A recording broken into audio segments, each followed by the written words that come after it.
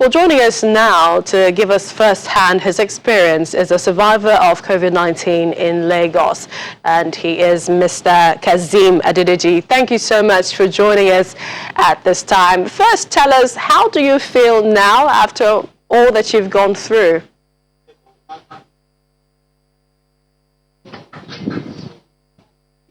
Yeah, I feel great. I feel great now. Now, tell us, at what point did you suspect that you were positive?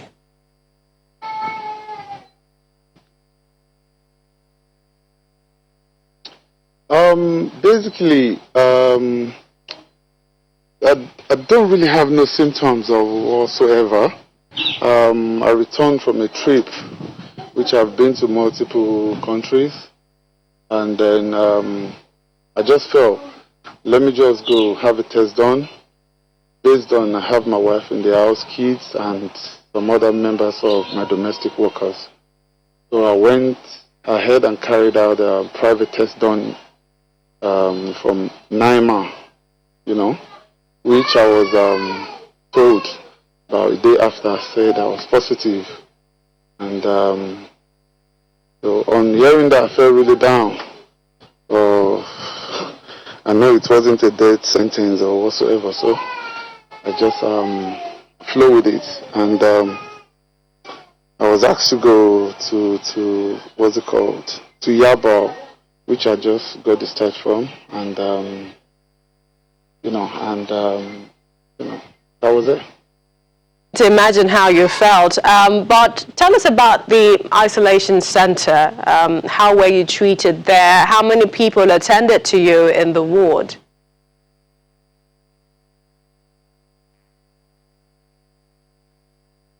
To be honest with you, at a point, I don't want to believe I'm in Nigeria. Seriously, I do want to believe I'm in Nigeria. It was, though there's no place you can compare with your home, but regardless, the doctors, they did a very good job. Doctors did a great job, the nurses as well, and in fact, the domestic workers, everybody was so supportive and being, nice, and I think it's a very good thing. I'll say well done to the federal government and to the Lagos state government. It's really a good place. So, Mr. Adedeji, you're saying the health workers were very friendly. Also, you're really one of the lucky ones. Many people are also wondering how you were treated and what you were treated with.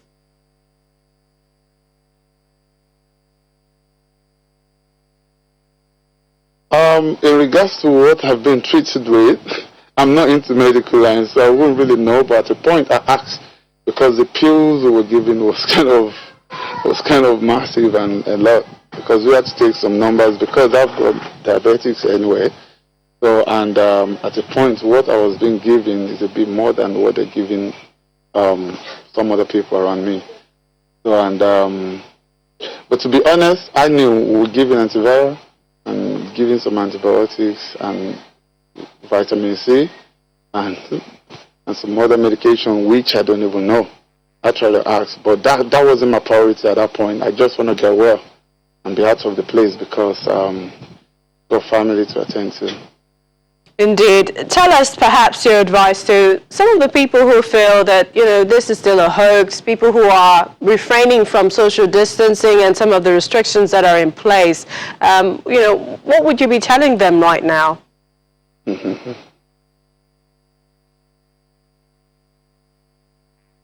To be honest with you, in fact, coming live on this TV, I think it's one of the greatest things that will soften my heart or that will make me feel good. I just want people out there to know that this thing is real. It's not joking. It's not joking. I was one of the luckiest patients in there because my case wasn't as crazy as some other people who passed away or people who were like some horrible things you've seen a grown-up man doing that you go feel sorry for them, seriously. Can you imagine someone want to go to the toilet and before getting into the toilet had to put himself, a grown-up man. You know, all I'm just going to pass on to people out there is stay indoor. Staying indoor temporarily is better than staying down feet below forever. So stay indoor. This thing is real and it's not joking. It's real. It's real and it's not joking. So people have to stay indoor. That's my advice, and that's all I have to say to people. Stay indoor. That's it. So finally, if you were to think of this as maybe writing a book or a story, what would you say? From when you found out you were positive, to where you were kept and treated, to where you are now. Talk us through that.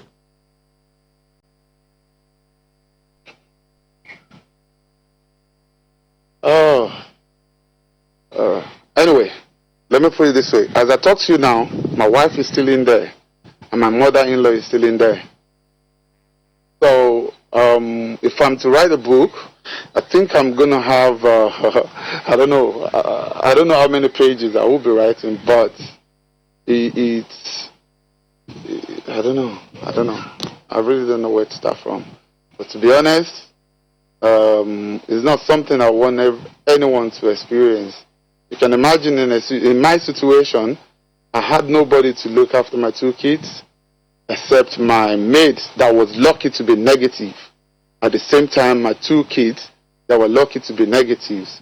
So, and you can imagine what it is for me, the father, not be in with the kids, the mother not be in, the grandmother that can easily be interested as well not being in. So we were left with no choice other than the maid that we've only hired about 2 months ago. But luckily for us, she was negative. At the same time, she was being helpful. You know, no one is going to accept my kids. No one is going to look after them. They're going to be scared. Like the parents has got coronavirus, they probably have as well.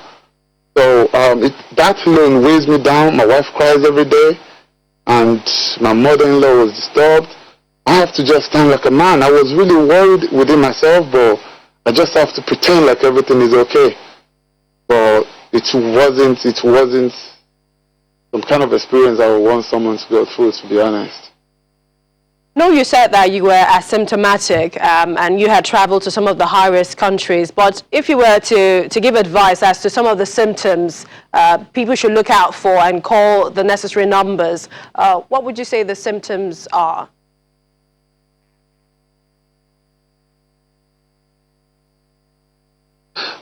As for me, I don't really have no much symptoms. I only have headache. And that headache, I will say, I just thought it was normal, but because of what is going on presently in the world about coronavirus, and I've just returned from New York to London, and from London to Paris, Paris to Nigeria. So it was like, no, let me just go do something. So I went for the test, and I wasn't having no symptoms. I only had tiny body ache, which wasn't much at all. But I just want to have peace of mind that, look, this is not what is dealing with me. I don't want to be dealing with malaria. Why? I've got coronavirus. You get it? I don't want to be dealing with headache. Why? What I had to deal with is actually more than headache.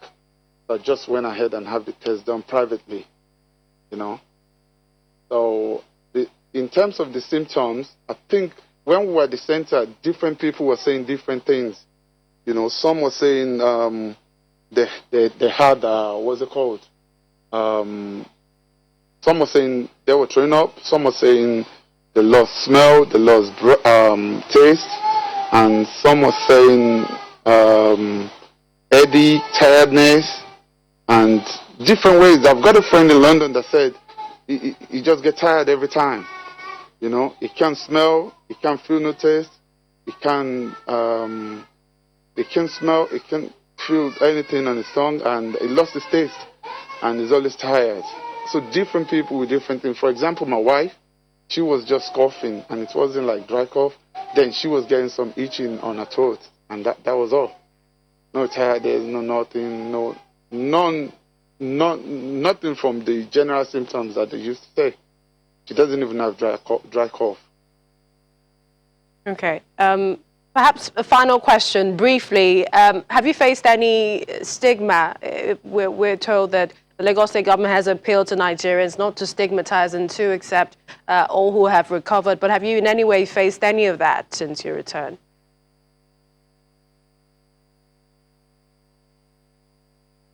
Yeah, I've actually just been out.